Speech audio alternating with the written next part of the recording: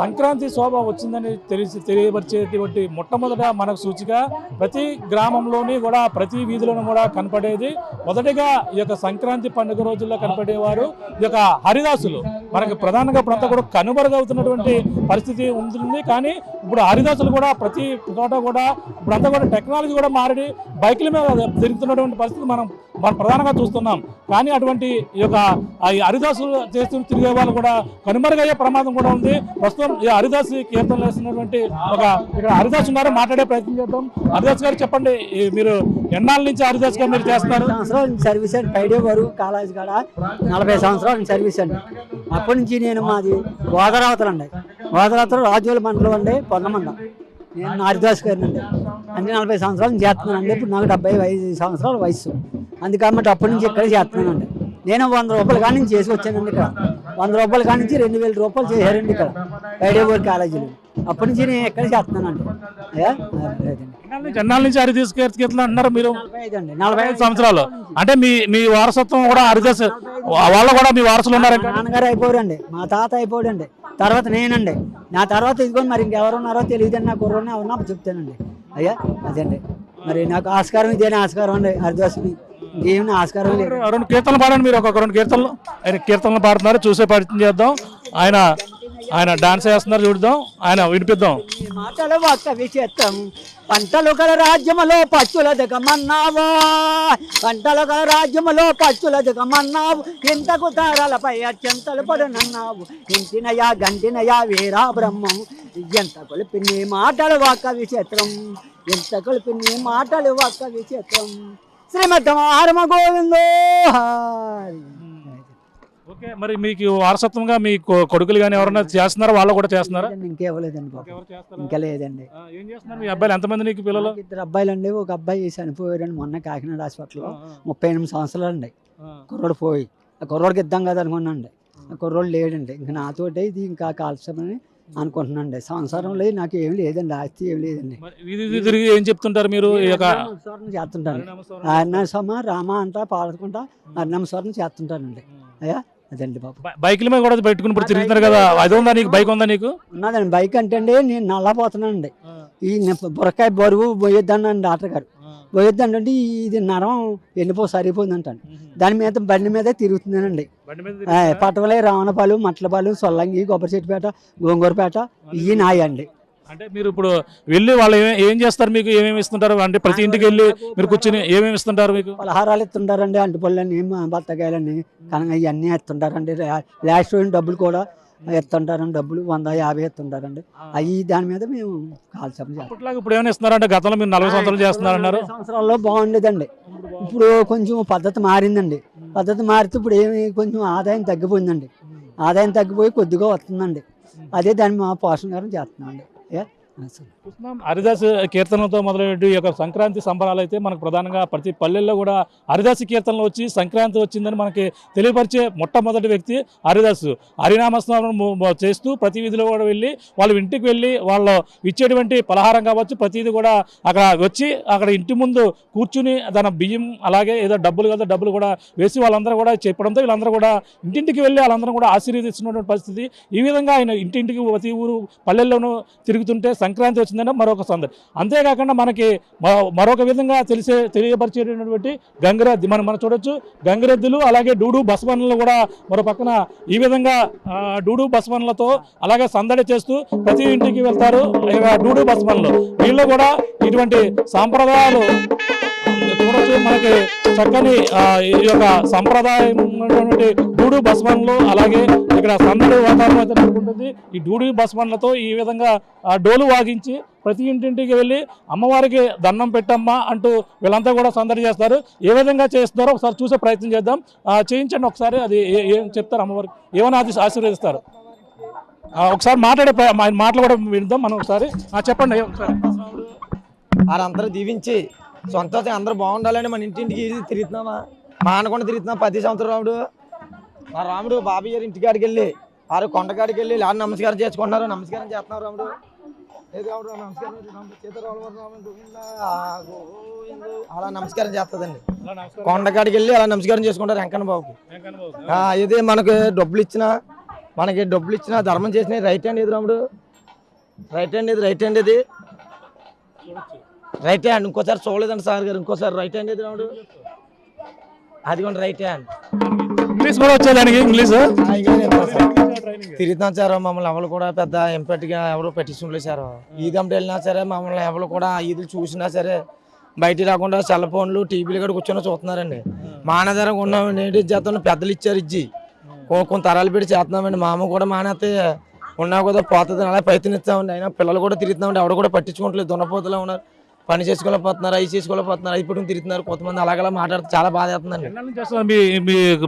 మీ నాన్నగారు మీ తాతగారు వీళ్ళందరూ కూడా ఇదే వృత్తి చేసేవారా? నాన్నగారు 70 సంవత్సరాలు ఇప్పుడు మా నాన్నగారు జాగి ఇంటికాడ తిరుగుతున్నారు, తిరగలేకపోతున్నారు. నాలుగు అప్పు చెప్పేసి మళ్ళీ మేము ఇప్పుడు మేము తిరుగుతున్నాం కానీ ఎవరో సుఖం లేదండి. టీవీలుగా అలాగలా వెళ్ళిపోతాం, కాకినా రాపోవడం, ఇంట్లో ఉండి రాపోవడం, ఎవరో కూడా పట్టించుకోలేదు సార్. మీరు పండగ ఎన్ని రోజుల నుంచి ముందు తిరుగుతుంటారు మీరు? 16 తారీఖు నుంచి మళ్ళీ 22 అయిపోయిన దాకా వచ్చిన ఈ 16 తారీఖు నుంచి 22 దాకా తిరుగుతాం సార్. మామూలుగా పండగ 4 రోజులు అయితే ఈ యొక్క గంగిరెద్దు పెట్టుకుని తిరుగుతుంటారు. తర్వాత మీరు ఏ పని చేస్తుంటారు మరి? మామూలు ఉత్తప్పుడైతే ఇంటికాడ కట్టేసుకొని ఏదో పనిలోకి వెళ్ళాం, దీన్ని మేపుకుంటాం, అలా తిరుగుతామండి. సంక్రాంతిలో ఇలా తిరుగుతాం సార్. సంక్రాంతి నెలలో కష్టపడితే ఏమొస్తాయి, మామూలుగా ఏమేమి ఇస్తుంటారంటే అప్పట్లో ఇప్పుడు ఆదరిస్తున్నారు మిమ్మల్ని అందరినీ? ఎవరు ఆదిస్తున్నారు సార్, ఎవరు కూడా పట్టించుకోలేదు సరిగ్గా. ఎవరి పని వాళ్ళదండి. వచ్చినా ఈ గుమ్మలోకి వచ్చినా ఎవరో చెవులు ఎత్తున్నారు, ఎవరైనా ఎత్తున్నారు రోడ్డు మీద. అలాగే సార్ ఎవరు కూడా పెద్ద లేదండి. అప్పుడు జనరేషన్ మారిపోయిందండి. పిల్లలు కూడా ఎవరు కూడా లేదండి. ఇప్పుడు ఇక్కడికి వచ్చాం, అది కూడా అంతేనండి. మామూలుగా మమ్మల్ని ఎవరు పట్టించుకున్నారండి, వచ్చిన వాళ్ళు చూసుకున్నారు. కానీ ఏమంటారు మిమ్మల్ని మొత్తం మీ గంగిరెద్దు వాళ్ళని ఎంతమంది ఉంటారు మీ గంగిరెద్దు? గంగిరెద్దు అంటేనే పేరండి. హరిదాస్ గారు గంగిరెద్దు రెండే పాయింట్. సంక్రాంతి వచ్చిందంటే గంగిరెద్దు గుమ్మల నుంచి వెళ్ళిందంటే మంచిదండి.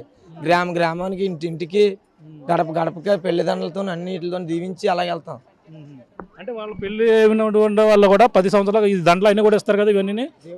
దీన్ని నందిరేశ్వరికి ఇవ్వాలండి. పెళ్లి దండలు ఉన్నా కంకణాలు ఉన్నా ఆ దేవుడికి వేస్తే మంచిది మాట, అలాగే ఇస్తారండి వాళ్ళు. అప్పుడు మరి ఇప్పుడు ఎవరెవరు దీని మీద కష్టపడతారు మొత్తం మీ కుటుంబ సభ్యులు? అతను ఏమవుతారు మీకు? మేనల్లుడండి. ఇలా తిరుగుతున్నాం సార్. ఏదో చిగ్గేసే ఇంకా అలాగా మానకుండా తిరుగుతున్నాం సార్. అలా ఉందని మా బాధ పరిస్థితి. ఇప్పుడు ఎన్నాళ్ళ నుంచి మీరు ఏం చేస్తుంటారు మామూలుగా ఈ ఒక పండగ సమయంలో ఎలా చేస్తారు? తర్వాత మీరు ఏం చేస్తుంటారు? తర్వాత వ్యాపారం వెళ్ళిపోతున్నాం. వ్యాపారం వెళ్ళిపోయి ఇంకా అలా కష్టపడి తెచ్చుకొని పిల్లలను అమ్మనే పోషించుకుంటారు. నెక్స్ట్ జనరేషన్ ఎలాగ మరి మీకు తర్వాత నెక్స్ట్ ఎవరు వస్తారు మీకు ఈ విధంగా చేయడానికి? ఎవరైనా ముందుకు వస్తారంటారా?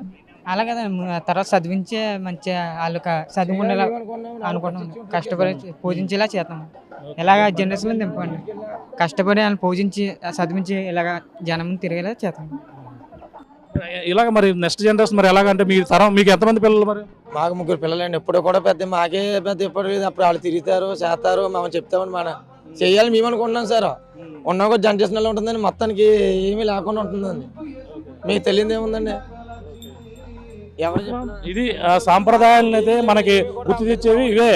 ఏమి వీళ్ళకంతా కూడా పోషణ అంటే ఇదే ఆధారం. గంగిరెద్దు వాళ్ళు అంటారు. వీళ్ళంతా కూడా పండగ నాడైతే సందడి చేస్తారు. ప్రతి వీధిలో కూడా మనకి సంక్రాంతి పండగ వచ్చిందనే తెలిపేది ఈ యొక్క సంక్రాంతి. ఈ యొక్క గంగిరెద్ది సింహాద్రి అప్పన్న స్వామి ఏదైతే వివాహమైన ప్రతి ఒక్కరు కూడా వాళ్ళ దండలు కావచ్చు అన్ని కూడా ఈ విధంగా వెంకన్న బాబుకి అయితే సమర్పించుకుని వీళ్ళంతా కూడా వాళ్ళందరూ కూడా ఆశీర్వదిస్తారు. ఈ విధంగా సంక్రాంతి పూట అంటే మనకి గంగిరెద్దు ఇవన్నీ కూడా రైతుల పండగకి ప్రధానంగా మారుపేరుగా చెప్పాలి. ఎందుకంటే ఆవులు ఇవన్నీ కూడా పశువులు ఒడ్డులు అన్నీ కూడా మనకి ఎంతో రైతుకి ఎంతో ఉపయోగపడడం. అటువంటి పండగ రైతు పండగ కూడా పిలుచుకొచ్చినటువంటి పండగలో ఈ యొక్క పశువులు ఎంతో కీలకంగా ఉంటాయి. అటువంటి గంగిరెద్దు ఈ యొక్క డూడు బసవన్న ప్రతి ఇంటికి వచ్చి ఈ విధంగా ఆశీర్వదిస్తుంటారు. కానీ ఇటువంటి కళ రాను కూడా అంతరించిపోతుంది. ఎందుకంటే నెక్స్ట్ జనరేషన్ వాళ్ళంతా కూడా చేయడానికి ఎవరో రావడం లేదంటూ కూడా వాళ్ళు చెప్పడం కూడా మనం విన్నాం. అంటే వీళ్ళు తప్పక వాళ్ళ సంప్రదాయంగా గత వారసత్వంగా వస్తున్నటువంటి ఆచారం కాబట్టి వీళ్ళైతే చేస్తూ వస్తున్నారు. తర్వాత వాళ్ళ తరం నెక్స్ట్ జనరేషన్ చేస్తారా చేయరా అనేది కూడా ప్రశ్నార్థంగా మారిందంటూ ఈ యొక్క గంగిరెద్దికి సంబంధించిన వాళ్ళు అయితే చెప్పుకొస్తున్న పరిస్థితి. ఈ యొక్క డూడు బసవన్లో అయితే మనకి సంక్రాంతికి ఎంతో సందడిగా ఉండేటువంటి ఈ యొక్క డూడు బసవన్ల సంస్కృతి రాబోయే తరాన్ని కూడా కనుమరుగయ్యే అవకాశం అయితే క్లియర్ కట్ కనపడిందని చెప్పాలి. సంక్రాంతి అంతే అందరూ కూడా తెలిసిందే, కొత్త అల్లిళ్లతోనూ అలాగే చిన్నపిల్లల సందడితోనూ కూడా ఇల్లంతా కూడా సందడిగా ఉంటుంటుంది. ముఖ్యంగా చిన్నపిల్లలు అంటే పెద్దవారు వాళ్ళ ముగ్గులు గొబ్బెమ్మలు వేసుకుని, అలాగే పెద్దవారు మగవాళ్ళు అయితే ఈ యొక్క కోడి పందాలతో సరదాగా గడుపుతుంటే మాత్రం, కానీ చిన్న పిల్లలు మాత్రం ఈ యొక్క సంస్కృతి సాంప్రదాయాల ఇళ్ళంతా కూడా కలకల్లాడుతూ వాళ్ళంతా కూడా చాలా ఆడుకుంటూ సరదాగా కనిపిస్తుంటారు. ముఖ్యంగా ఆడుకోవడానికి కావాల్సిన వస్తువులు ఏమైనా ఉన్నాయంటే అవి బొమ్మలు కావాలి. ముఖ్యంగా మనకి బొమ్మలు ఏ విధంగా ఈ యొక్క బొమ్మల కొలువు పండగ నాడు ఒక బొమ్మల కొలువు ఏర్పాటు చేసి అందులో సంస్కృతి సాంప్రదాయాలు మనకి ఉట్టిపడేలాగా బొమ్మలు ప్రతిదీ కూడా మనకి అంతరించిపోతున్నటువంటి చిన్న వస్తువులు ఒక బొమ్మల రూపంలో పెట్టి ఈ విధంగా బొమ్మల కొలువును అయితే నెలకొల్పుతారు. మనం చూడవచ్చు చిన్న చిన్న బొమ్మలతో పిల్లలైతే ఆడుకుంటుంటారు సరదాగా. వాళ్ళంతా కూడా మనకి ఈ యొక్క బొమ్మల్ని ఒక రూపాన్ని అంటే ఒక రకరకాల వస్తువుల రూపంలో తయారు చేసి సరదాగా ఇంట్లో వాడేటువంటి వస్తువులు ఏవైతే ఉన్నాయో ఆ వస్తువులను కూడా చిన్న చిన్న మట్టి బొమ్మలతో కూడా తయారు చేస్తుంటారు. అటువంటి ఇంట్లో మనకు వాడే ఈ యొక్క వస్తువులు ఏవైతే ఇంట్లో వాడేటువంటి వంటగదిలో ముఖ్యంగా వాడే వస్తువులు కూడా సరదాగా వాడి వాళ్ళంతా కూడా సరదాగా చిన్నపిల్లలందరూ కూర్చుని అమ్మా నాన్న అన్న టైప్లో ఆట ఆడుకుంటూ అలాగే సరదాగా నాన్న ఏ విధంగా ఉంటారు, అమ్మ ఏ విధంగా ఉంటుంది, ఇంటిలో ఏ విధంగా వంట పెడుతుంది అనేది కూడా ఈ యొక్క బొమ్మల కొలువుల్లో ఉన్నటువంటి బొమ్మలు తీసుకుని అందులో చిన్న చిన్న వస్తువులు మనకి పిండి వంటలు తయారు చేసే వస్తువులు కాంచి వంట వండే పాత్రలు ప్రతిదీ కూడా ఈ విధంగా బొమ్మల కొలువులో తయారు చేసి సరదాగా ఎంజాయ్ చేస్తుంటారు పిల్లలు, చిన్నపిల్లలు. అటువంటి ఇప్పుడంతా కూడా టెక్నాలజీ మారిపోతున్నటువంటి పరిస్థితి ఉంది. కానీ ఇంకా ఈ యొక్క గోదావరి జిల్లాలో ఈ యొక్క బొమ్మల కొలువులు ఏర్పాటు చేసి బొమ్మలను అయితే ఈ విధంగా నెలకొల్పి సంస్కృతి సాంప్రదాయాలు కనిపించే విధంగా కూడా బొమ్మల కొలువు కూడా ఏర్పాటు చేస్తుంటారు. ఇక్కడ బొమ్మల కొలువు ఏర్పాటు చేసినటువంటి ఇక్కడ విద్యార్థులు ఉన్నారు, మాట్లాడే ప్రయత్నం చేద్దాం. రెండమ్మా, ఇక్కడ బొమ్మల కొలువు ఎందుకు పెడతారు, బొమ్మల కొలువుని ఇందులో మీరు ఏ విధంగా ఇక్కడ ఏర్పాటు చేశారు? అందరికీ ముందుగా నమస్కారం. సంక్రాంతి సంబరాలకు శుభాకాంక్షలు. ముందుగా బొమ్మల కొలువు అనేది వివిధ పండుగలకి పెడతారు. ముఖ్యంగా సంక్రాంతికి ఎందుకు అంటే ఉత్తరాయణం వచ్చింది అనే ఒక చిహ్నంతో సంక్రాంతికి బొమ్మల కొలువు అనేది పెడతారు. ఇందులో మనం పెట్టే బొమ్మలు ఏంటి అంటే 4 రకాల వస్తువులతో తయారు చేస్తాం. ఒకటి మట్టి బొమ్మలు, ఒకటి చెక్క బొమ్మలు, ఇంకొకటి పింగాణి టైప్, ఇంకొకటి ఏంటి అంటే కొండపల్లి బొమ్మలు అంటారు. కొండపల్లి బొమ్మలు అనేవి ఆంధ్రప్రదేశ్లో చాలా ప్రాముఖ్యత కలిగి ఉన్నాయి. ఇప్పుడు అవి అంతరించిపోతున్నాయి. అలాంటి వాటిని మనం బొమ్మల కొలువులో పెట్టడం వల్ల వచ్చే తరం వాళ్ళకి వాటి యొక్క ప్రాముఖ్యతని తెలియచేయడం కోసం మనం వాటిని పెడతాం. తర్వాత బొమ్మలు ఇంట్లో మరి ఈ బొమ్మలతో చిన్నపిల్లలు ఏ విధంగా ఆడుకుంటుంటారు కదా, రకరకాల ఇంట్లో వస్తువులు కూడా తయారు చేస్తారు, పిండి వంటలు అలా వండట్టు సరదాగా తిన్నట్టు కూడా పెడుతుంటారు. ఇవన్నీ కూడా ఉంటుంటాయి కదా. ఉంటాయండి. చిన్నపిల్లలు మట్టిలో చేసుకునే చిన్న చిన్న తపాలాలని గిన్నెలని వాటిని కూడా బొమ్మల కొలువులో పెడతారు. ఇది బొమ్మల కొలువు పెట్టడం వల్ల ఏంటి అంటే మన చుట్టుపక్కల వాళ్ళని పేరంటానికి పిలుస్తారు. అందువలన వాళ్ళతో మనకి కొంచెం కమ్యూనికేషన్ అనేది పెరుగుతుంది. వాళ్ళతో మనం ఏదైనా మనకి తర్వాత అవసరం ఉన్నా ఏమున్నా వాళ్ళు మనకి తెలుస్తారు, మనం వాళ్ళకి తెలుస్తాము. అప్పుడు ఈ బొమ్మల కొలువు కోసం మీకు ఏ విధంగా మీకు అనుభవం చెప్పు. నార్మల్గా ఏంటంటే రాబోయే తరాలకి పిల్లలకి మన యొక్క సంస్కృతి సాంప్రదాయాల గురించి నేర్పిస్తారనమాట పెద్దలు. దానికోసం ఈ బొమ్మల కొలువు అనేది ఎక్కువ ప్రాముఖ్యత చూపిస్తుంది. అంటే చిన్నతనంలో పిల్లలు మట్టితో తయారు చేసిన బొమ్మలతో ఆడుకుంటారు. అలాగా నువ్వు గతంలో ఆడుకున్నావు? ఆడుకున్నాను. ఇప్పుడు ఆడుకుంటున్నారు ఎక్కడన్నా ఈ విధంగా పిల్లలు? ఈ విధంగా ఆడుకోవట్లేదని ఈ బొమ్మల కొలువు వల్ల రాబోయే తరాలకి అంతరించిపోకుండా చూడడం కోసమే మా ప్రయత్నం. అంటే ముఖ్యంగా పెద్దవాళ్ళు అందరూ లేడీస్ అందరూ కూడా పిండి వంటలతో కూడా సందడి చేస్తుంటే పెద్దవారు కోడి పందాలతో మగవాళ్ళంతా కూడా సందడి చేస్తారు. చిన్నపిల్లలు ఈ బొమ్మలతో ఆడుకుంటూ ఉంటారండి. వాళ్ళు ఆడుకునే బొమ్మలు అన్నిటిని ఒక చోటకి చేర్చి బొమ్మల కొలువులా చేసే ప్రయత్నంలోనే పెద్దలు సంక్రాంతికి బొమ్మల కొలువుని పెడతారు.